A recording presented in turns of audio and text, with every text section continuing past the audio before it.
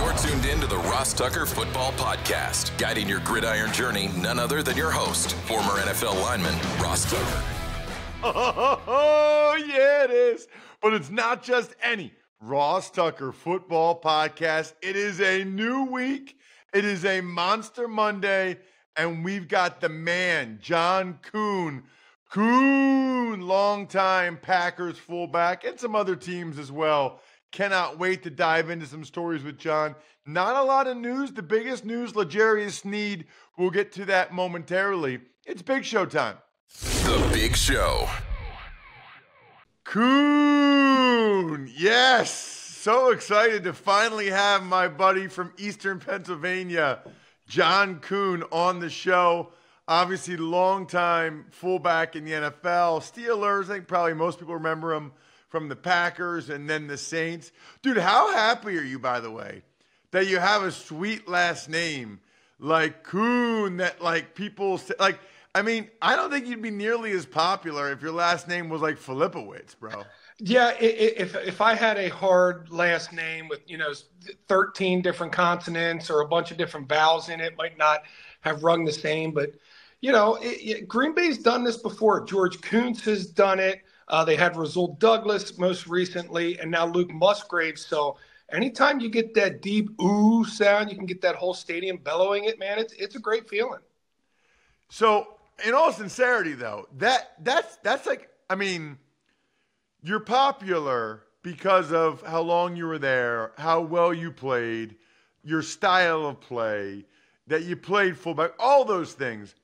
But that stuff helps, man. Like Heath for the Steelers or Muth, like that stuff, because that's something like everybody, no matter how big or small of a fan you are, everybody kind of gets into it. And it's like something that we're doing as a community together, you know?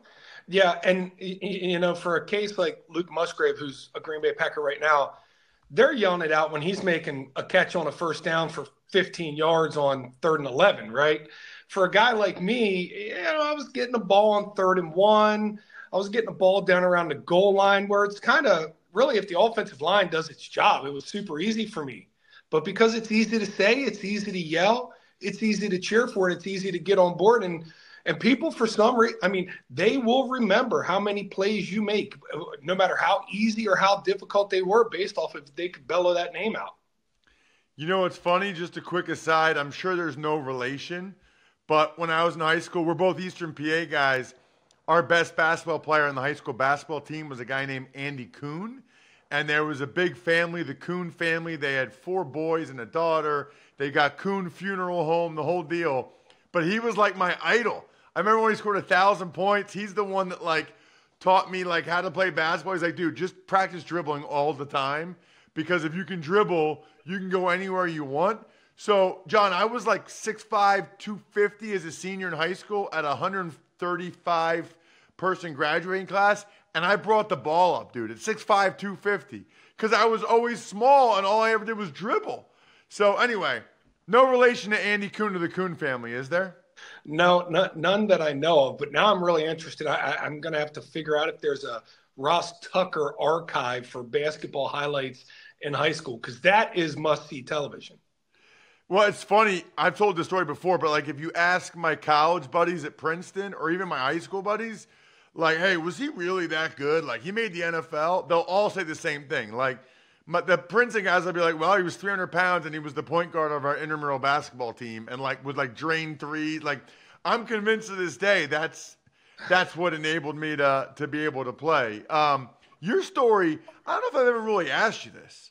So you go to Dover, not a powerhouse, outside of York High School, outside of York. I'm assuming you just weren't that heavily recruited and you ended up at Chip. Like, you didn't get any love from even like Delaware or Nova or anybody? Well, no, I'll be honest. There was a couple flyers I had out there. I had an opportunity to go to Penn State and walk on the spring semester of my freshman year. Didn't necessarily want to do that. My parents didn't have a whole lot of money, and that was a big financial investment. And then we had a falling out with the Richmond Spiders, man. I was set to go there. I was fired up. They were looking for a couple freshman running backs. I said yes. I verbally committed. And then when it came to signing day, when it came down to like the week before or the week of signing day, I can remember being like, all right, well, now we need to make this official. And they came back and they said, listen, we offered 3 guys. We only have 2 spots available. All 3 of you said yes. So unfortunately, we're gonna have to pull that scholarship offer that we made for you. And at the time, I was devastated, like completely devastated, Ross. Like I got my mind set. Being a Pennsylvania guy, you want to go to Penn State your whole life. And when that turned out to not really be where I was going to go, I reset my bar. And my bar was right there, Richmond Spiders. I'm going to go down there and I'm going to let my mark be there.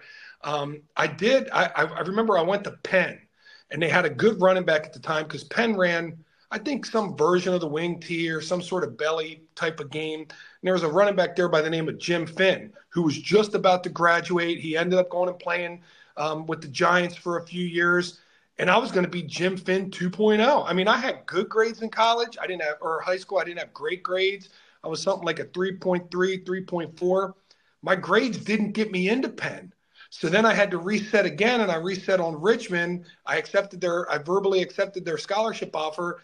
And then when it came to, I was devastated. I mean, I'm getting knocked down peg after peg after peg before finally I had to completely reboot spring semester of my senior year of high school and find out where I was going. I was a late addition to Shippensburg. I didn't actually, agree to go to Shippensburg until real late in the process, probably April or May of my senior year. And that's because I had to start taking trips around PSAC schools to figure out which one I liked the most. Oh, dude, I never heard that story. Yeah. That is what you think you're going to Richmond, which is also like a really good academic school, on a full ride. And the next thing you know, you're scrambling. That is brutal. Was that motivation for you at Ship and throughout the rest of your career at all, or not really? A little bit, but I had one of those paths where there was constant hurdles. Every chance you had, there was a hurdle. Ross, I remember my first year in the NFL, I got cut, and I was told by Kevin Colbert of the Steelers, stay in town, stay in the hotel, the team hotel. We got your room covered for the rest of this weekend. There's a really good chance we'll bring you back to the practice squad. Well, Sunday rolls around, and that's when they're starting to sign the practice squad guys because they've been cut for 48 hours. And no call. Finally, I called my agent and I said, do you think they're calling me? Nobody called me to say yes. Nobody called me to say no. Nothing really happened here whatsoever. And my agent, he's got to get on the phone. He's got to talk to his client. He says, John, I think it's probably safe to drive home. And I was, again, it's one of those situations where you're devastated. You're like, oh my God, I couldn't even get the call to tell me you're actually not bringing me back to practice squad. I stayed here 2.5 extra days after our last preseason game because you said to stick around town. I didn't even get the call, go ahead and head home. So, Ross, it was just one of those things where you just get numb to it. You just kind of get used to it. And it becomes one of those things where as you go throughout an NFL career, you almost anticipate something bad to come so that you can overcome whatever comes your way eventually. You know what's so funny about that story? 2001 was my rookie year. Nobody told me that they only call you if they're going to cut you. So Marty Schottenheimer said to be in your hotel room from 8 a.m. to noon, like a 4-hour window. Yeah. So I'm just sitting there, right? And at like 10:30, my phone rings, and I answer it real quick, and they're looking for Justin Skaggs, a wide receiver, to tell them they want to cut him and put him on practice squad. They're like, Justin? I'm like, no, it's Ross Tucker. And they're like, is Justin there? I'm like, no. Like, do you know where he is? I'm like, no. I said, are you guys going to, I said, what about me? Like, what? Give me the, and they're like, I don't think we're going to be calling you today.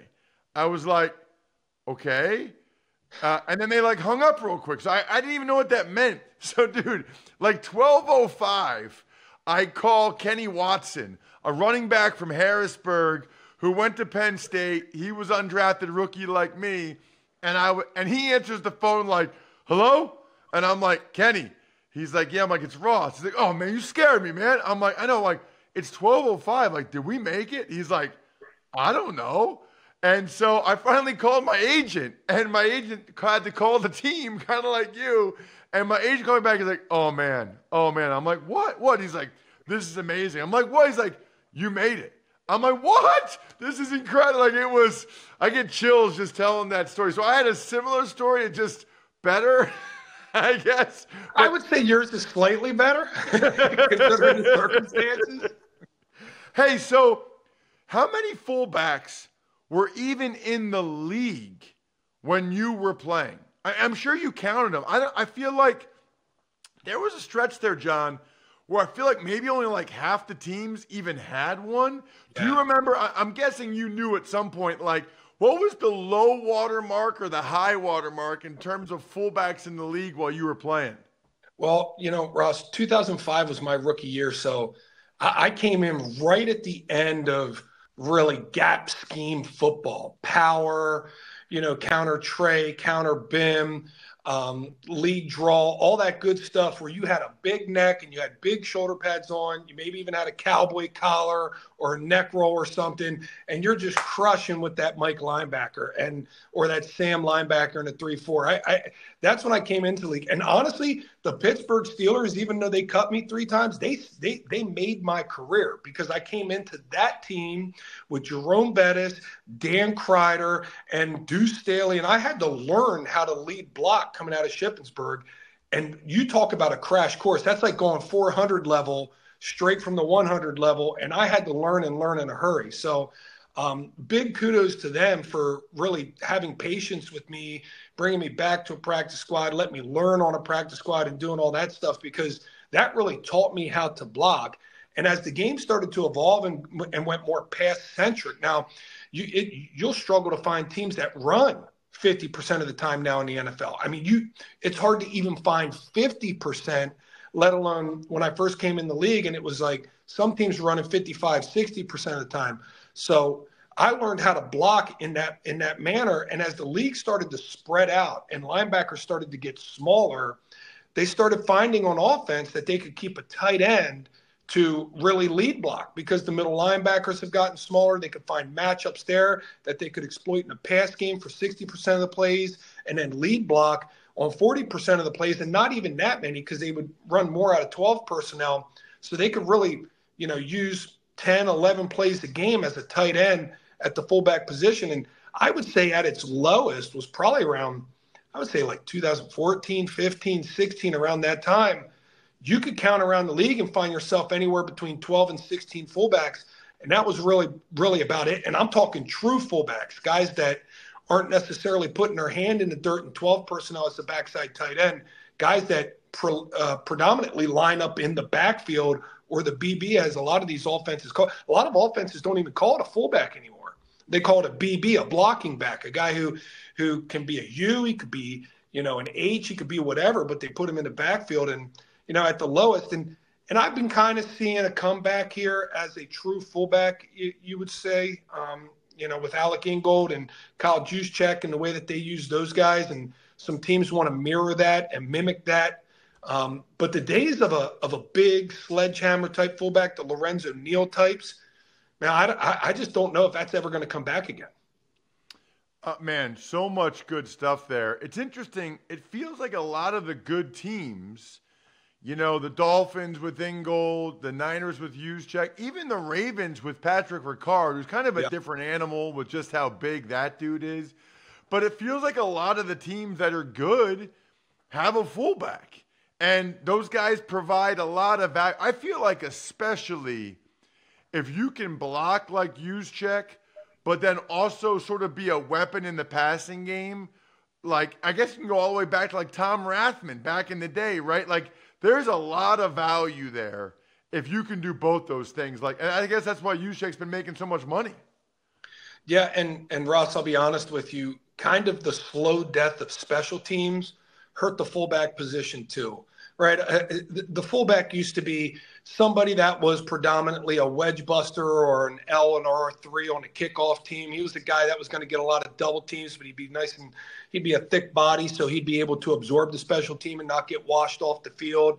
It was the guy that on kickoff return, he'd be back there. He wouldn't be in the middle of the wedge, but he'd be on the end of a wedge, and he might be able to field one of those squib kicks every now and then. So the slow death of the special teams really affected the fullback as well, because now instead of teams really keeping 6 core special teams guys like when we came in the league, that's not really happening anymore. They're keeping 2, they're keeping 3, and then they have a lot of safeties, a lot of wide receivers filling in these extra spots, making special teams faster because there's really not that need for the girth, not that need for the size anymore. The Packers did a couple things this offseason kind of feel like out of character a little bit, and I'm curious to get your opinion. For those who don't know, John has a radio show up in Wisconsin. He's part of the Packers official radio broadcast. I've been with him on the sideline a few times. Josh Jacobs, they move on from Aaron Jones, bring in Josh Jacobs as a former running back. What was kind of your read on that move? We knew running back was going to be addressed here in Green Bay. Absolutely. It was a must. A.J. Dillon was to be a free agent. Aaron Jones is going to turn 30 years old going into this football season. So we knew it would be a spot. We just thought it might be a little flip-flopped. We didn't anticipate Aaron Jones, and even Brian Gutekunst came out after the season, and you saw the worth of Aaron Jones the last 5 games of the season, rushed for over 100 yards, including the 2 playoff games. He was really something to finish the season.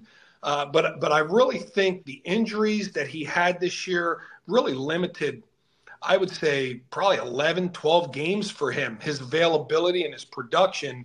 And because of that, the Packers, they wanted to take a discount on that. They wanted to be able to financially set themselves up so that they could sign some more players. This is the first time they've been able to really have some alleviation for the salary cap penalty, which was the COVID year when they started bumping contracts out into the future, and Aaron Rodgers' big contract. So they got themselves some room there, and Aaron Jones was at a big number. They asked him to take a pay cut, and to Aaron's credit, he got more money going to Minnesota than what he would have gotten here in Green Bay, what they felt like they could afford to pay a 30-year-old running back here in Green Bay. Everybody would have loved to have seen him stay. And with him turning that down, Green Bay had to look somewhere else, because one thing about Matt LaFleur's offense is you need a dynamic run game to set up your play action, and play action is everything in this scheme. So they go out there and they pick up the guy who was all-pro just 2 years ago, guy who led the league in rushing just 2 years ago. And really the way, if you dive into his contract, the way it hits this year, it's a lot of cash in year 1, which is $15 million. But the way that thing gets spread out, this is kind of a cap-friendly deal, at least for the first 2 years, if not even just the first year. And Josh Jacobs is going to come in at 26 years old, and he's going to be the bell cow, probably a little bit more of a bell cow than Aaron Jones even was, because he's a little bit bigger, he's a little bit younger, so they can probably count on him being able to carry a little bit more of the load than just Aaron Jones. And then, because of the departure of Aaron Jones, A.J. Dillon gets to come back. He takes a team-friendly deal. You got that long snapper addendum, which I think is hilarious, that if the NFL had that when we were playing, Ross, we would have tried to play forever, because that extra little $1.5 million bonus kicker that you get that doesn't count towards the cap, that's a very team-friendly thing that they put in this last CBA. So the Packers got their running back position for this year settled, but I don't think they're done bringing in running backs for this season. Are you convinced Jordan Love is the guy for the next 10 to 15 years? And if so, when did you become convinced? I started to get convinced throughout the middle part of the season, even when he was struggling, because his worst game, I would say, was about week 7 against the Raiders. And you could tell his vision was getting there, but wasn't quite right. He was a second behind. He was thrown off his back foot. He wasn't convicted. And the next week we went out and we played Denver, or maybe it was 2 weeks later after a bye, we went out and played Denver. And that's when it really started to click. And he took it week in and week out, from the Raiders to the Broncos to the Steelers. And these are all 3 losses. But each one of these games, you can see the progress that he makes. And then it turns into a homestand where I think he played the the Chargers, the Chiefs, and the Lions in 3 consecutive weeks. And he just continued his progress against 3 teams that, or at least 3 defenses that I considered pretty dangerous. And in fact, the Packers were the only team to score over 25 points on the Chiefs last year. And that was with Jordan Love really making his mark in a Sunday night football game. So I got convinced midway through the season, this guy has what it takes to be the guy.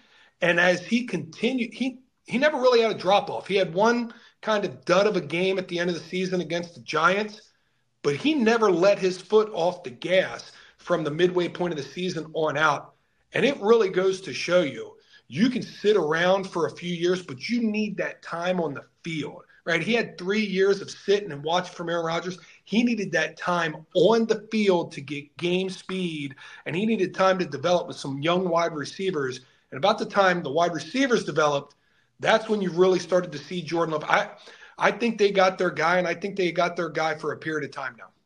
Unbelievable. 3 in a row. Yep. Favre, Rodgers, Love. Check him out on social media at Kuhn J30. He is the man. I love hearing stories like that. Not that I like hearing your terrible stories, but that the Richmond story, the Steelers story, and then you go on to play double-digit years in the NFL as a fullback, and you parlay that into all the stuff you got going on up in Wisconsin. John, thanks so much for coming on the show, man. Really appreciate it. Yeah, no problem. And I'm going to pull a Ross Tucker here, and I'm going to say, do you have time for one more story since you like stories? Yeah. Go for it. So I gave you a lot of really sad stories and stories about like trying to overcome these hurdles. Well, when Pittsburgh brought me back to the practice squad, which was that same year that they cut me and left me hanging in the hotel, I can remember I went out to the West Coast and I signed an Arena League deal with the team that was the best in the Arena League at the time, the San Jose SaberCats. And a part of that deal is, hey, you sign this deal, but we have this other league exemption. If you go play with another league, that's perfectly fine. This contract will be waiting for you when you're done. However, if you attend our regular season camp, like going into the season, the true training camp of the Arena League, once you come in, you can't leave halfway through the season. This isn't like AAA baseball where you can bounce up and bounce down. Once you attend, you got to stick out one full season. So I can remember it was a Monday night, and I had my bags packed to fly out to San Jose to go start this camp and live in San Jose for the next 6 months and play Arena League football. And the Pittsburgh Steelers were playing the Indianapolis Colts on Monday Night Football. They had Bob Sanders as their safety. They were a bunch of badasses, and they beat the Steelers down. They kicked their butts. And it's about 11 o'clock at night after the game, and I get this phone call. It's Kevin Colbert. And he says, John, we need you to come in. We're going to bring you back to the practice squad. The Green Bay Packers just took Noah Herron off of our practice squad to be their running back because Najee Davenport got hurt. So I said, are you serious right now? He goes, yeah. How fast can you get to Pittsburgh? And I told him, I said, I can get there in 3.5 hours because my bags were already packed. They're already in the trunk of the car. I was catching a flight at 5 o'clock in the morning. So I'm driving down the turnpike at 1 o'clock in the morning with my agent on the phone. And I'm telling him, make sure you tell them. Make sure you tell San Jose, I'm not getting on this plane. They're not going to void this contract with the Steelers because minicamp starts tomorrow. I need you to make sure they know I'm going out there to Pittsburgh. And luckily, I made it out there, and everything was good, and I didn't have to worry about it again. Dude, I love it. We could both tell a million more stories. Thanks so much, man. Really appreciate it. Anytime you want, Ross. That guy is awesome. That should be the show, right? Is like just telling stories with other awesome guys. I'll tell awesome stories. He tells awesome stories. We're just awesome together. You know what else is awesome? DiGiorno. They know it's not easy to plan a watch party on a budget. Got to have the perfect setting, perfect squad, perfect eats. You're a game time mastermind. You know that grabbing DiGiorno Classic Crust Pizza can bring home a dub because it's packed with half a pound of cheese, sauce, other toppings, comes at an incredible price. Make the game-winning call. Grab a DiGiorno Classic Crust Pizza from the grocery store today. It's not delivery. It's DiGiorno. Do what I did on Saturday night. Wash it down with several Labatt Blue Lights with friends. So yummy. Living life to the power of we. Always enjoy responsibly beer. Labatt USA, Buffalo, New York. Tuck's Takes. All right, Ross. Chiefs, they trade franchise tag cornerback L'Jarius Sneed to the Titans for a 2025 third-round pick and an upgraded 2024 seventh-round pick, as Sneed gets $19 million a year, $55 million guaranteed. Right, that's the big move. The Chiefs need the cap space for the other guys, Creed Humphrey, Trey Smith, etc. They have other corners. The Titans are not afraid to spend money. I think Rand Carthon feels like they need better players. They need them now. That was by far the biggest news over the weekend. I think we're done here.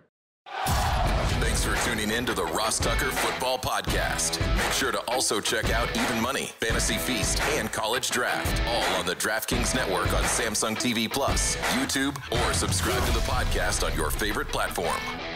Shout out myfrontpagestory.com. Birthday, anniversary, just because I love sending you a signed autograph. That's why, just because. myfrontpagestory.com. Automatic autograph if you get that for a loved one for any reason. Backofficeschedule.com, steakhousesports.com, humanheadnyc.com, Sporticulture, Pizza Boy Brewing.